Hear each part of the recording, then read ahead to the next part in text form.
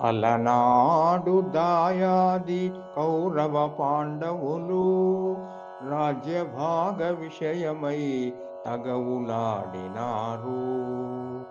అలనాడు దాయాది కౌరవ పాండవులు రాజ్యభాగ విషయమై తగవులాడినారు.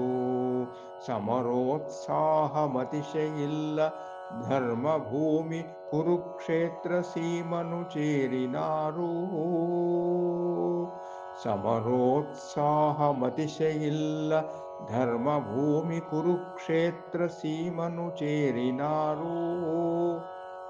అర్జున రథ సారథిగా శ్రీకృష్ణుడు నిలిచెను. కౌరవ సైన్యమును ఒక పరికింపుమని పిలుపునిచ్చెను.